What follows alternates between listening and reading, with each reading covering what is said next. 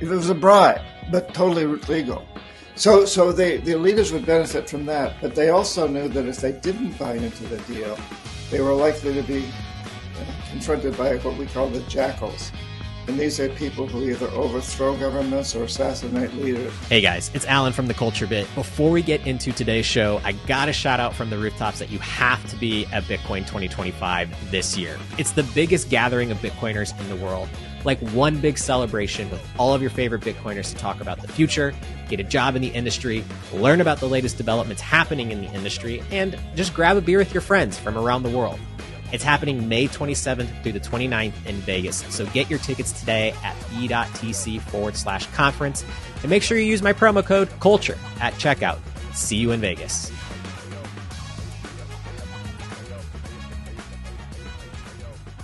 Welcome back to The Culture Bit, the show that explores the intersection of Bitcoin and culture through the lens of some of the most influential voices.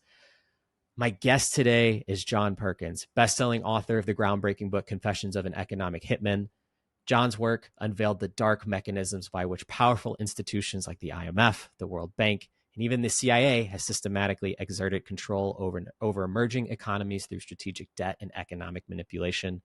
His revelations have deeply resonated within not just the Bitcoin community, but those looking at what the IMF and World Bank are doing, offering clarity and the urgent need for decentralized financial solutions. John joins us today to discuss his extraordinary journey from insider to whistleblower, to share his insights on how the economy is changing and how maybe Bitcoin might be a challenge to the entrenched global financial systems. He's going to give us a preview of his upcoming talk at Bitcoin 2025 as well. John, welcome to the show. Thank you, Alan. It's a pleasure to be with you. So before getting into your book, and that's, there's plenty to get into. I know you talk in detail a lot about your background, how you got into that line of work and eventually turned whistleblower. But before we get into all that, opening question for you. Is there anything that, people who are new to you or familiar with you might not know about you? Any interesting facts that you could share? Yeah, my picture was featured on the front page of the Los Angeles Times fashion section, Sunday magazine. How's Incredible. that? That's very exciting. Can't you tell? I mean, my God, yeah, that's something very few people know about me, except people who read the Los Angeles Times Sunday magazine. It's not the magazine; it was a Sunday section. The pinnacle headshot of the magazine. I love that. It was full body. I was sitting in a chair. I happened to be sitting next to Lady Gaga. We were on a stage. Lady Gaga and I both were receiving the John Lennon Yoko Ono Peace Prize in Reykjavik, Iceland, and it was in October, and she was dressed in this amazing outfit that had sort of like a stylized witch's hat. She was. And I'm sitting there I have a nice velvet jacket on, I'm looking pretty good, but, and I always wanted to believe that the picture was because of me, but people tell me it was probably because of Lady Gaga. Anyway, yeah, you asked a serious question. I gave you an unserious answer, but no, I think let's just get into it. We can discover what we want to talk about as we move along. No, I love the answer. It's stark polarization in comparison to the fun NSA and CIA dealings within world economies. That's awesome.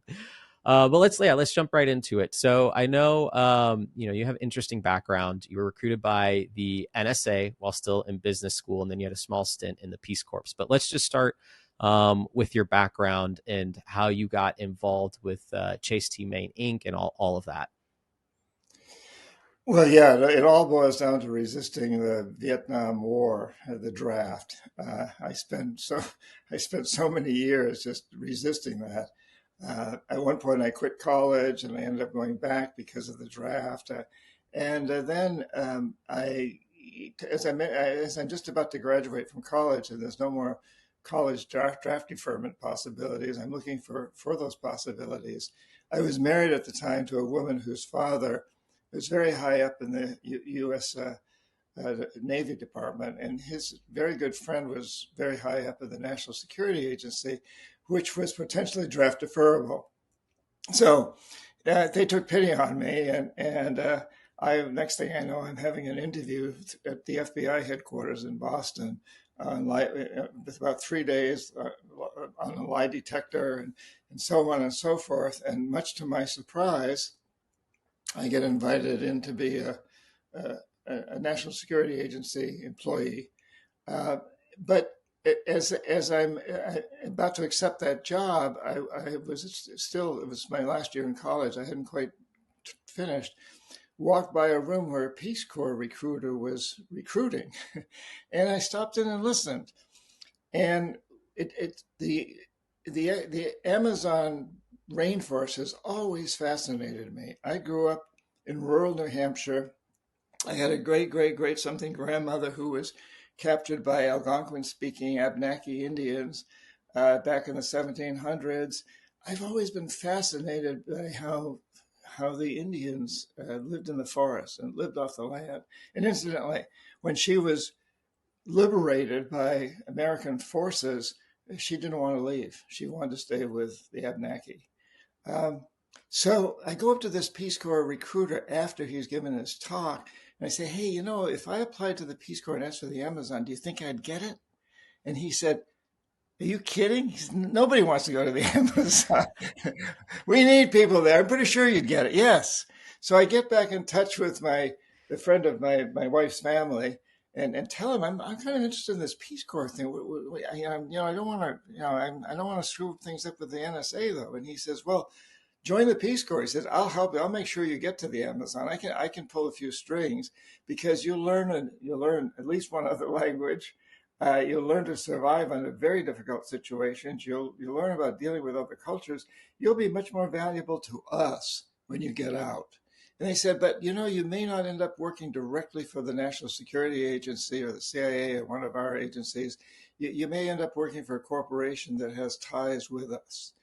And to make a long story short, that's exactly what happened. I served for 3 years in the Peace Corps. It's a 2-year assignment, but I had to extend for a third year because of the draft was still after me. I didn't turn 26 until my third year, and it was an incredible experience, actually, the Peace Corps and living in the Amazon and living with indigenous people.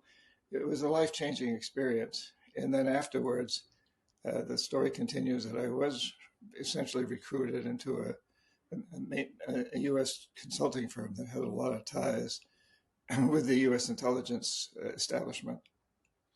So I have to imagine that while working for the Peace Corps, this kind of gave you the instillment of some idealistic notions around helping poor countries. How, as an economist, right? How does that relate to you getting onboarded with Chase Team Maine, and what were your primary motivations for wanting to consult on behalf of some of these emerging market areas? That's a great question, and the fact of the matter is, when I interviewed with Charles T. Maine in Boston, I've been in communication with a senior vice president who'd been into the jungles of Ecuador. They were developing a hydro plant there. I'd met him a year earlier. We communicated, and then he invited me for an interview in Boston, their headquarters. They made it very clear that what I would be doing was the next step up from what I'd done in the Peace Corps, that I'd really be helping poor people. And I graduated from business school. I'd seen all the statistics, and statistically, we show that what I was to do as an economist was to get to convince countries to accept large World Bank and its sister organizations loans and use those to hire American corporations to build big infrastructure projects like electric power systems, industrial parks, highways, ports, airports, things that you could show would make the economy grow. They would increase the GDP. Statistically, there's a lot of studies that show that that's what happens. And so I was very excited. It's like, yeah, now rather than living in the jungle and eating squirming white grubs and other such things, I'm going to travel first class around the world. I'm going to be flying off to places, up in the high part of the 747, which had just come into being at that time. Stay in fine hotels, wine and dine with presidents, and I'm going to be doing something really good for the world. And it wasn't until later that I discovered that what I was really doing was helping the rich become richer and at the expense of most of the rest of the population. And the GDP, in fact, does increase when you build these projects, but GDP is a very poor measurement. It does not measure prosperity in a country. It measures how well the rich are doing, how well the big corporations are doing. It's very, very biased in favor of big industry and big wealth. So the intent was very clearly well intended. You wanted to help these areas. And at some point, you had a revelation. You're like, hey, maybe the work I'm doing isn't actually benefiting the people of these areas. And so at some point, you were like, you donned the term economic hitman. Um, could you explain what that means? And at what point did you have this realization? Yeah, well, I was trained the first few months I was with at Maine, Charles T. Maine, the consulting firm in Boston. Uh, I was trained by this woman named Claudine, who trained me very secretly in her private apartment near our headquarters, near the Prudential Center. And she let me know what I would be expected to do, that I'd be expected to convince these countries to develop reports, to write reports that would be very impressive and convince countries to accept these large loans and hire U.S. corporations.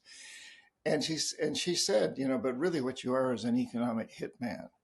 What your real goal is here is to make sure that the United States gets the resources, that our corporations get the resources. So you'll be working in countries that have resources our corporations want, like oil in those days. And today we're more oriented toward lithium and cobalt and gold and all the rare minerals that are necessary for the high tech industry. But oil still is a big one. Anyway, so these become collateral on the World Bank loans, and so we really want the country to default on its loans, so we can go in and take the collateral, and also impose other what's called conditionalities on these countries. The International Monetary Fund becomes the police dog. So the first step is World Bank, and then the International Monetary comes in when the country can't pay its loans and says, "Well, we'll readjust things. We'll help you refinance." But in order to do that, you're going to have to allow the United States to build a military base on your soil, or you're going to have to privatize all your public sector businesses like water and sewage systems and sell them to our investors. Or you're going to have to reduce your wages on the average wage and reduce your taxes on the rich. These things that are called neoliberal economic policies. So that's where the hitman thing comes in. That we're doing something very much like what a mafia hitman would do. So hey, we're going to give you this incredible loan so your daughter can get married and have a huge wedding and so on and so forth. But you can't pay it back to us. Then we expect you to do something else. That's the hitman. Could you walk us through maybe a typical example of how, the World Bank and IMF would entrap a country in debt and then try to dictate its policies? I know in your book, you talked a little bit about Panama. You also mentioned oil. I know there was a deal that was struck with the Saudis as well. We'd love to hear a little bit more about that. Two very, very different stories there, because the Panama story was about the Panama Canal, which was a resource, and a poor country that needed loans. And in that particular case, and that came. I worked in Panama for many years, on and off. I was traveling a lot, but it was the place where ultimately the president of the country, Omar Torrijos, was one of the people who convinced me, who helped me understand that what I was doing was not helping the majority of the people. So he was very enlightened, and in the case of Panama, that was one of my few failures, really. Omar Torrijos did not buy into the deal. Most country leaders did, because they knew that if they bought into our deal, not only would they and their families benefit, because they and their families and friends owned the big industries. They were the ones who were going to benefit from more stable and better electricity, highways, ports, airports, those things. So they were incentivized to buy into our deals through that, and through what I call legal bribes that we offered. Like, okay, so if you buy into this deal, we'll make sure that all your children and your friends' children get into Boston universities. We had people in our corporation that were on the boards of directors of many of these universities, and we'll give them full scholarships. If it was a bribe, but totally legal. So the leaders would benefit from that, but they also knew that if they didn't buy into the deal, they were likely to be confronted by what we call the jackals. And these are people who either overthrow governments or assassinate leaders. And unfortunately, the United States has a long history. Pinochet that took over uh, Chile from Allende, a democratically elected president who was taken out in a CIA-sponsored coup. And the list goes on and on and on. Lumumba of the Congo and Diem of Vietnam and so on and so forth. It just goes on. And leaders know this. So you get two options. You can get rich off these deals, or not accept the deals and go the way of the jackals. Um, yeah. And Omar Torrijos chose the way of the jackals and ended up dying in a very suspicious private plane crash because he did not buy into the deal. So that's, well, anyway, I've talked enough about that, but I didn't answer your question. But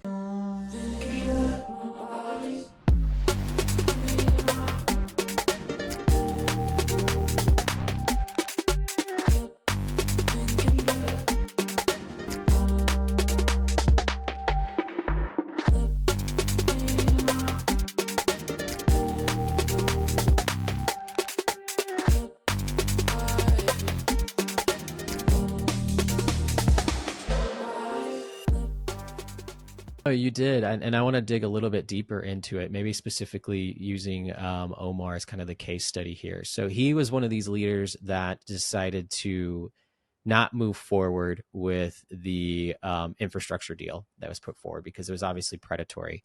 I guess maybe for the listeners here who aren't familiar with the IMF and the World Bank, I guess let's break down what is the IMF, what is the World Bank, how do they work together, and then what is the United States involvement with those two entities?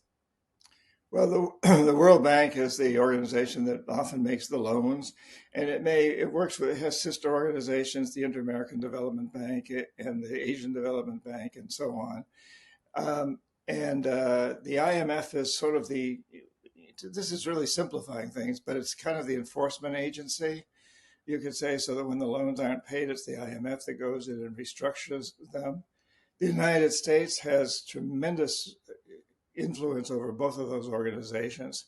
For example, uh, currently we own about 17% of the World Bank, or when I say own, we are the investor, the greatest investor at 17%, and I think the next one is Japan at like 7%. China's in there around 5 or 6% also, but we've got almost three times what anybody else has. And the president of the United States is the one who nominates the president of the World Bank. We have tremendous influence over these organizations. You could say they're really they're really tools of American foreign policy traditionally.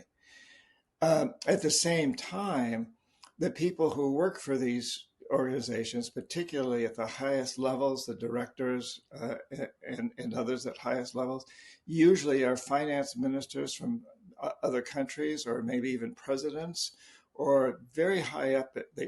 Typically, they come from high offices in many of the countries where they're making the loans. Their families are the rich families. And so they benefit directly from, their families benefit from the loans that are made. The big beneficiaries are the US corporations that build the projects, the big engineering companies, the Bechtel, Stone and Webster's, Brown and Roots, um, you know, Halliburton's, these companies, and the families in the countries that own most of the businesses, the banks, the industries, and pretty much run the countries. They are the beneficiaries, and so there's this you know close relationship between the World Bank and the big corporations. It's a very, I guess what I want to say, Alan, is it's a very corrupt system, but it's totally legal, and so it isn't corrupt officially. It's legal, And it's presented to the world as, as this magnanimous series of institutions that are out there to help everybody in the world, which I believed for quite a few years as I did my job. But over time, I increasingly saw that that wasn't the case. It's almost regardless of the legality of it, it very much is like an old school Italian mobster movie where a deal is presented. The terms are obviously not favorable. This leader's going to their local economists and trying to work it out, and they're pretty much forced to take the deal or die. I think the verbiage you like to use in your book is it's the silver or the bullet, right? Yeah. Um, and which is sad because this has been going on for decades, right? You've already listed out countless examples of this happening, not just in Panama, but Iran and Chile, and all around the world, all to push forward dollar dominance. Why do you think the U.S. has to position itself in this manner, being kind of the head of the mob, to put forth what is supposed to be this idea of democracy and the best system of the world? Why do they have to subjugate these economies to morally apprehensive tactics to get them to accept the dollar? Um, yeah, why do they have to do that? Well, they don't have to. They do it to benefit uh, the oligarchy of the United States. And it's interesting because right now we're seeing a transfer of oligarchies, and this is typical in Russia under Putin. It's typical very often when a new kind of dictatorial, authoritarian government takes over, which is what we've got right now. That you see this, so the old oligarchy is kind of being pushed aside, but the new oligarchy, which is really represented by Musk and high tech, is moving in. But in either case, you've got the oligarchy, and the oligarchy benefits by being an imperial power. So throughout history, for since the time of the Persian Empire and the Chinese empires, and then the Roman and the Greek and so on and so forth, up through the Spanish and the French and the Dutch, and now the American Empire, which is being replaced incidentally fairly quickly by the Chinese Empire. But these empires see that to expand, to have their wealthy people become wealthier and more powerful, which seems to be their desire, they need to control resources around the world. The way to control resources around the world is twofold. Historically, it's primarily dependent on military occupation or creating alliances because people feel threatened that they'll be militarily occupied. But in more recent times, economics has played an increasingly important role. And today we've got the two working together. So you've got the military in places like the Middle East and Africa, and to a certain degree. And you've also got the economic hitmen doing their job. So you've got the two working together. But increasingly, economics becomes more important, and China is depending almost entirely on its economic hitmen. And frankly, China's economic hitmen are doing a very, very efficient job, much more efficient than we did or are doing. Yeah, so there's clearly an evolution to this. The U.S. has been doing this for decades, and as you mentioned, China's coming in with its Belt and Road Initiative. Why do you think China's being more effective now than the United States, and kind of where do you see this going? Do you think all of this is sustainable long term? How is this impacting the economy at large?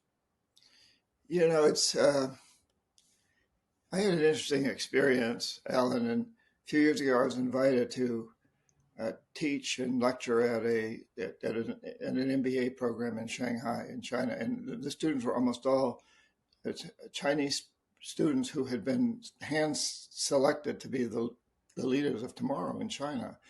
And I very quickly realized that why I was invited to be there was so they could learn from my successes as an economic hitman and my mistakes. And they've done a bang up job of learning from both. And so that's one thing that they're very smart and very good at what they do. Uh, but they've also got a heck of a story to tell. So, China had averaged about 10% economic growth for 30 years. Nobody else has ever done anything like that. Certainly the United States hasn't.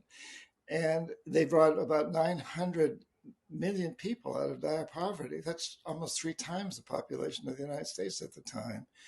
It's amazing. The story that they can tell to a leader of Africa or Latin America sounds extremely good. And they also say, well, we're not going to interfere in your politics, which to a certain degree is true. It's not entirely true. There's always parts of the truth that are part of that sound good, and then there's the real truth behind the truth. But anyway, it sounds very, very good. At the same time, the United States has made terrible, terrible mistakes. We devoted the majority of our resources to Iraq and Afghanistan, to those wars after 9/11. For a long time, we ignored Africa and Latin America.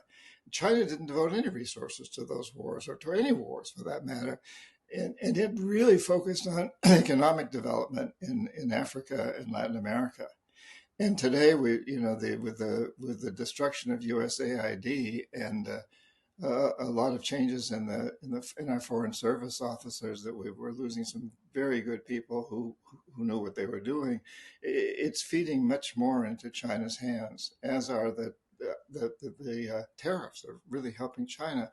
So China is very clever at doing this kind of work. It has a long history of being a very efficient negotiator and trading partner. This goes back a couple of thousand years.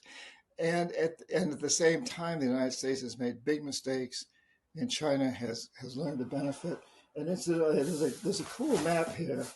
And if people want to look at it, it's on one of my newsletters on my website, johnperkins.org. But this is pretty interesting. So up here in the year 2000, the United States was the number one trading partner in 80% of the world's countries.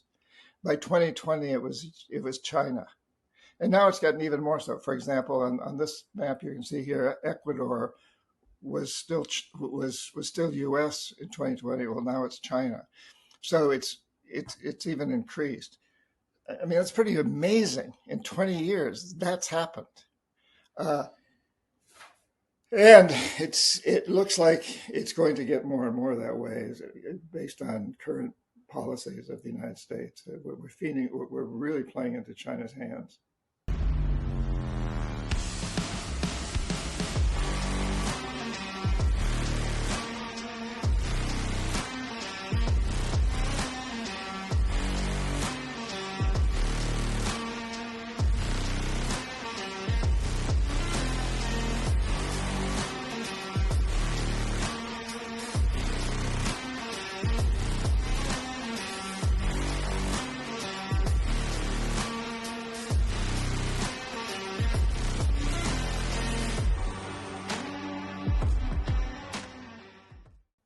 Certainly. I've spoken with some other economists on the show before, and I had James Lavish on the show a couple of months ago, and he commonly cites Trippin's dilemma as being a large catalyst for a lot of the manufacturing and trading might going into China's hands. But I'm also sure that, largely in due to just the inflation of the dollar, mob-like practices of indebting these nations into unfavorable, loan structures from the IMF and the World Bank has incentivized them to view alternatives, and China's has, cropped up as that alternative. And they, like you said, they have that narrative of bringing up their own people out of poverty, and not instilling, necessarily wars and that sort of thing. Just curious in your experience. So you kind of blew the whistle on this, a long time ago. And you mentioned in your book that when you were trying to write, the first book, that there was a lot of pressure from parties to silence you, whether it be bribes or threats. Can you talk a little bit about that? And what was that like, being under that pressure, and what eventually got you out to want to write your book? Yeah, when I first left being an economic hitman, I went through this enlightening experience where I saw that my conscience wouldn't let me do this anymore. I had seen the truth, so to speak, and I decided to write about it. And at that point, I decided that I wanted to write an expose. I would contact other economic hitmen and jackals and get their stories. And I started to do that, and immediately I got phone calls from anonymous, muffled voices threatening my life and that of my infant daughter. And I took these threats seriously. I'd been in countries where leaders were assassinated, and we talked about presidents, but there were also people much lower down in governments that were assassinated because they didn't play the game. So I took these very seriously, and about that time, I was invited out to dinner by the president of Stone and Webster Engineering Company, which had been a competitor of my company, Charles T. Main. And this guy takes me out to dinner, and he says, you've got a great resume. You were chief economist at one of our competitors. We'd like to use your resume in our proposals. You don't have to do anything. Just let us use your resume. And I'm prepared to write you a check tomorrow morning for $500,000. Now, this is back in the 80s, Alan. $500,000 was worth a lot more than it is today, and it's nothing to sneeze at today. Yeah. And so I'm getting the same ultimatum that I'd been giving country presidents. Like, in this hand, I got a lot of money for you if you play the game, but if you don't, in this hand, I got a gun. We can take you out. So this guy says, I can write you a check for $500,000. Just don't write the book. They were doing the same thing to you that you were doing to these other countries, the exact same playbook. Exactly, same playbook, exactly. And as you said, it's an old mafia trick, and it goes back thousands of years. Yes. And I'm getting it. And so what would you do? Well, I would, as a father, want to protect my daughter and make sure she's not in control. So the bribe would be very enticing. I would like to say I'd be strong enough to not take it. I would probably take it and try to be quiet. Yeah, because if you don't take it, you're like, nobody's going to benefit. Yeah, I took it. And in my own defense, I would say that I put the money, I did not go out and buy a Ferrari or, a mansion or a yacht or something. I put the money toward restarting a career, going back to the Amazon, where I'd been a Peace Corps volunteer, forming a nonprofit and writing. I wrote 5 books on Amazonian people, and they were fine with me writing those books. So I tried to use what I knew about the business to change the business. And I've devoted the rest of my life to doing that, actually. But I didn't write the book for many years. And then eventually my contract with Stone and Webster ended. They had a new president, and he and I didn't get along very well. We had history. And so I was no longer obligated to them. And 9/11 happened. I was in the Amazon, deep in the Amazon, guiding 15 people, helping them learn about environmental issues from the local indigenous people who were the same people I'd been in the Peace Corps with. But when I returned to the United States, I flew up to ground zero. And as I stood there looking down into that pit, I knew that I had to write about this. And not to say that there was a direct connection, but I had to write about it. So at this point, I decided, but I won't tell anybody I'm writing. I won't contact other people. It won't be an expose that includes other people's stories. It'll be a personal story, my confession. And I figured that once I wrote it and had the manuscript in the hands of a good New York agent, literary agent, and he's distributing it to publishers, it becomes my insurance policy. Because once it's out there, the thing that they most don't want to have happen is have it sell. And so, if something strange happens to me, if somebody kills me or something, I'm going to be a martyr, and the book is going to sell a lot. And as it turned out, it did sell a lot anyway, but probably would have sold a lot more if someone had killed me. So I figured that would be my best insurance policy if I just didn't. So the moral of the story is, if you're going to be a whistleblower, don't threaten to be a whistleblower. Don't let anybody know you're going to blow the whistle until you have everything that you need in your hands, and then you can blow the whistle. Right. Otherwise, to your point, you'd become, if they were to hurt you or kill you, you'd become a martyr. And it would almost, from their end, acknowledge that you were correct in your writings, and there was a reason to silence you after that. Alternatively, they have plausible deniability on the two, but it's obviously not the case. There's a lot of studies on what the IMF and World Bank has done. I'm not sure how familiar you are with Alex Gladstein's work at the IMF, but I know they frequently cite a lot of the wrongdoings that the IMF is doing to the emerging market economies of the world. I want to take this back to China real quick. So you've seen firsthand what the U.S. is capable of with these various mob-like tactics, whether it's assassinations, restructuring of debt profiles to put in U.S.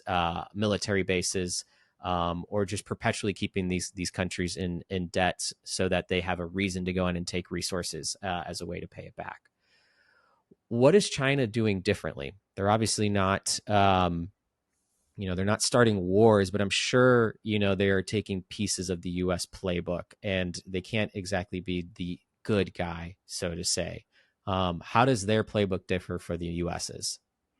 Yeah, let me just for a moment comment on what you said also, Alan, about other Yeah. writers.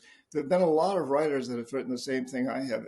Joe Stiglitz, who is for Nobel Prize winner in economics, former chief economist of the World Bank, writes many of the same things I do, but they write very academically, Mm-hmm. and their books are read in universities, but they don't reach the general public because they're kind of boring. They're essays. They're long, and they're important. I'm not, but I think one of the reasons I wrote as I did is this sort of adventure story, which was all true, is because I wanted to reach a different public, not just those. Anyway, I just wanted to say that yes, there's been a lot of very legitimate people in this business besides me that have written about the same things, just in a different fashion.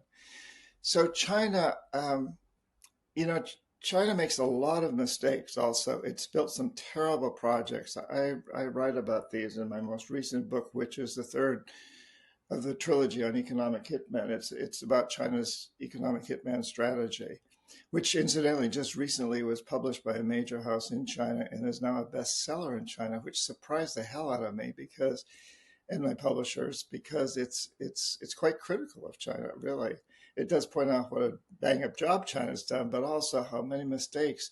It's built some terrible projects, huge hydroelectric plants that are riddled with cracks because they were built on fault lines in places like Ecuador, and soccer stadiums that are falling down in other countries, and so on and so forth, and mining operations that are devastating the environment.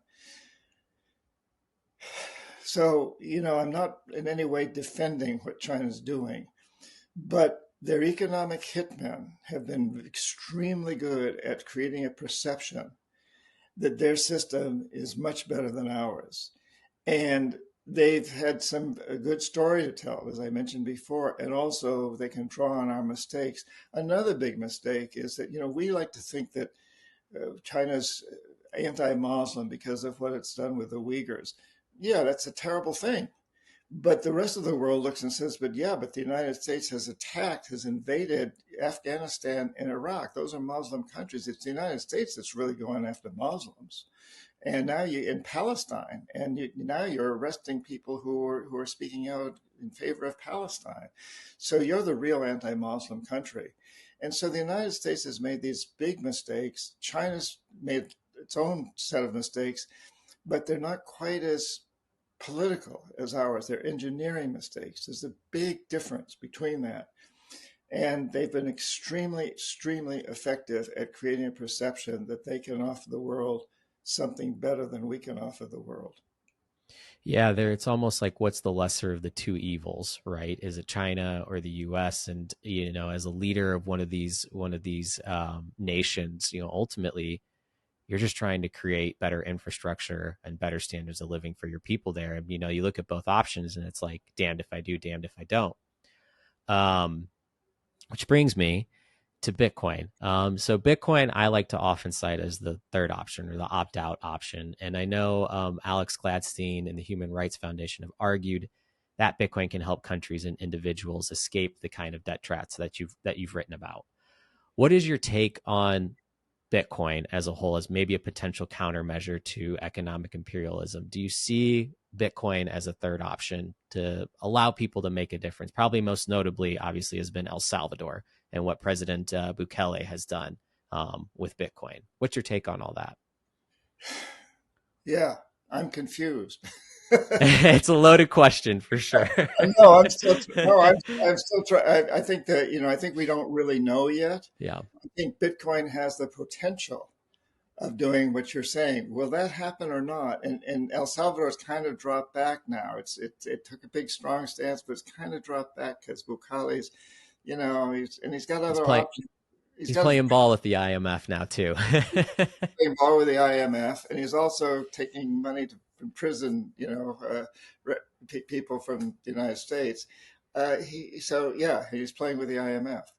Um, so and I think that's an important and a very, very important element, because typically the United States does not allow anything to take the place of the dollar, because historically one of the trademarks of an imperial power, uh, of an empire, is that its currency is the number one currency at that time in the world. And that puts it in a very powerful position. The sanctions wouldn't be working if it weren't for the people being dependent on the dollar. So that power is there with the dollar. I mean, you can make an argument that Gaddafi went down partly because he was threatening the dollar by going to sell oil for the dinar, what he created, the gold dinar or dinar. And you had a similar situation with Saddam Hussein. And when Iran started making waves like it was going to try to replace the dollar, it got into trouble with us. China now is, in some respects, is replacing the dollar in a few places, but not in a. But we have a hard time combating that. My point being that Bitcoin certainly could be the world currency that replaces the dollar, but it's hard to imagine the U.S. government allowing that to happen. And you saw that in El Salvador, where it was happening in El Salvador, and the IMF goes in, and who knows what kind of pressure was put on Bukale, what kind of threats were made against him. I don't know. But he's kind of come around, and he's come around enough that it impresses the other Latin American leaders. I just came back so far this year. I've been to Ecuador and Guatemala and seen how these countries are, they're very concerned. They're still dependent very much on the dollar. They're not going into the Bitcoin field. So I think there's two parts to your question. One is, does Bitcoin have the potential for replacing the dollar? Absolutely. And does the dollar need to be replaced? Absolutely. The central government system, the Federal Reserve, is a privately owned system that doesn't have a place in the world today. We need to replace it totally. Is Bitcoin going to be able to replace it? It probably has the potential from an ideal standpoint, but then from a policy standpoint, does it have a chance of actually doing that? And I don't know the answer. But I do know, historically speaking, and I'm speaking the history of in my lifetime, nobody's been successful at replacing the dollar. Yeah, no, it's such an interesting time right now. And the reason why, I obviously bring up El Salvador because of its ties to Bitcoin, but Bukele and El Salvador have similar parallels to Panama, right? Two nations that have been dollarized. They don't have their own currency. And El Salvador went this route of, placing Bitcoin alongside it. And fortunately for Bukele, the current administration is favorable towards Bitcoin, but that's not to say the next administration won't be. So curious to see how that plays out. Looking ahead, I know you said that it's hard to kind of maybe map out how these things are looking, but I've heard you talk about this concept of a life economy. I guess for the audience, what is a life economy? And do you see Bitcoin or other digital currencies like stable coins, playing into that? Well, let's first look at the death economy. And so the Okay. death economy is what we have currently, and we've been moving toward a life economy. But the death economy is characterized by a goal of maximizing short-term consumption, materialistic consumption, and short-term profits, maximizing short-term profits regardless of the social and environmental costs. And it really has led to an economic system globally that is polluting and consuming itself toward extinction. It's not working. And The life economy is the opposite. It has a goal of maximizing long-term benefits for all life. And that includes paying people. This does not mean that we're all going to have to suffer or live in caves or something. It means we're going to pay people to clean up pollution, like corralling all the plastic that's floating around in the oceans and recycling it. We're going to pay people to, plant trees and fill in old mine pits and take care of all the huge dumps that we have around the world, find solutions to these things, create new technologies that recycle, that come up with new forms of energy, producing energy from air and water, which we pretty much have proven we can do. Uh, and so you've got the two, and I think we've been moving increasingly toward a life economy, solar, wind, and electric cars, and so on and so forth. We seem to be taking a little step back right now from that, moving more and more toward fossil fuels, but we've got to get rid of fossil fuels. And so you've got these two economic systems. And one of the other things that China has an advantage over us is, even though it continues to produce coal-fired electric power plants and so forth, it also is the biggest producer of solar and wind equipment in the world and energy. And when I was there teaching at this school, the young people there said, we grew up with terrible pollution. We don't want that. He said, for you, pollution is pretty theoretical. But we grew up with it. It's not theoretical. We couldn't breathe the air. We couldn't see our neighbors, and we don't want that for our kids. So China actually it presents a really good story in other countries about how it's going to help them develop, but also do it in an environmentally conscious way. And again, that's not entirely the truth, but it makes for a very good perception and a very good argument. But the fact of the matter is, Ellen, if we don't move into a life economy, no matter what else we do with the world, no matter how much economic growth we have, we're doomed to have significant change. And I don't know what that would look like. Nobody knows what that would look like. But what we do know is we cannot continue living as though we are a part from nature, not a part of nature. Living as though we are supreme over nature. We can do whatever we want to nature, and it'll be okay. Just benefit humans. That was a belief back in the 1950s. You can dump all the crap into the oceans that you want, and the oceans will take care of it. Well, we know that's not true anymore. No, it's definitely not. And I think, I commonly like to go back to the concept of the fourth turning. And, a lot of people will tell you we're in the crisis era, declining valuation of the dollar, short-term decision-making, leading to things like pollution, poor decision-making. It's almost like if I'm putting on, my Bitcoiner's glasses, right? The death economy is primarily motivated by short-term decision-making, very high time preference decision-making, whereas the life economy, as you described it, is looking at the longer term viabilities, right? Not following, Keynesian economics where we have to leverage debt and make short-term decisions. And, on the corporate balance sheets, looking at like quarterly earnings reports, right? You can't sustainably make long-term decisions through that purview.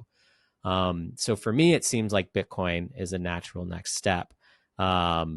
It's yet to be seen, right? Bitcoin's in its experiment for the last 16, 17 years, and it stayed pretty steady and strong. I just hope it gets us towards what you've described as a life economy. John, I know we're coming up on time here, so I do want to be respectful. The last question I have for you today, your story is ultimately one of hope and transformation. What are you looking to speak at Bitcoin 2025? I know you're going to be there in Vegas. And what's the final message you'd like to leave with our audience, many of whom who are interested in Bitcoin and just systemic change as a whole? So, Alan, remind your audience of the date of this conference.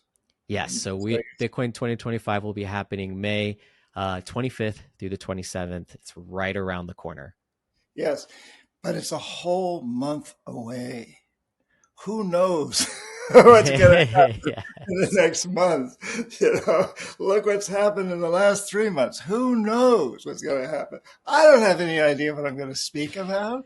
Well, Yes, I will, of course, speak about with so many of the things we've addressed here, the life economy, the death economy, and so forth, and how Bitcoin may fit into the future. But again, I think what to really look at realistically is how are governments going to react to that? And if China really does take over it more and more and embraces Bitcoin, that would be one thing. Or if the United States embraces it increasingly. But I think it'll be interesting to see what happens in the next month. And Alan, I think if I could leave our listeners with anything important, it's that we're living in an incredibly interesting time. This time is not going to be a footnote in history. It's going to be a full chapter, maybe a full book. And I think we should all feel blessed that we're living at this time, because we really have the opportunity to redefine what it means to be human beings, being human on this planet. And what's the role of Bitcoin in all of this? It's there. It's proven to be very successful. As you said, it's endured for 17 years. And where does it go from here? Where does it go from here? It's a huge question. And anybody that claims to know where it's going to go from here is, I don't know, a little suspect, I think. But there's tremendous potential. And I think, the fact we're having these discussions and we're having these conferences is a huge step in the right direction. Absolutely. Just keep having the conversations and spread the knowledge, right? Well, John, it's been an absolute pleasure having you on the show. I feel like there's so much we could talk about. Tough to jam pack all into just an hour, but looking forward to hearing you speak at Bitcoin 2025, and would love to have you back on again after the conference, so we can maybe debrief and get your thoughts on maybe some of the announcements at the world stage, and just continue to talk about and see where Bitcoin fits into the death and life economy as a whole. Where can people find you if they want to read your books? I know you have a blog. I know you just released your first novel, Message from Pleiades. Oh, yeah. Let our listeners know. Your listeners are going to love that, because it gets into a lot of these things that we've been talking about, frankly. And so it's a novel, and the best place to get it, you can buy it at any. It's online. It's a digital book only at this point, and I may keep it that way. I like the whole digital idea. There you go. It goes along with Bitcoin, right? Right. So johnperkins.org. All the information's there. And I do encourage people to put their email address in the little box, so then they'll get my monthly newsletter, which is short but brilliant. Well, not always, perhaps. It's fun. Always fun, I think. Always fun. And so it's always pretty short, too. So, johnperkins.org. I'm an orgasm. Excuse me. I'm organic. All right. Thank you, John. See you in Las Vegas. Yes, see you in Vegas. Sounds like an Elvis Presley movie. Almost. Hey, maybe Elvis will come back from the dead and do a show for us there. I'll look forward to that. Amazing. Well, thank you, John. Thank you.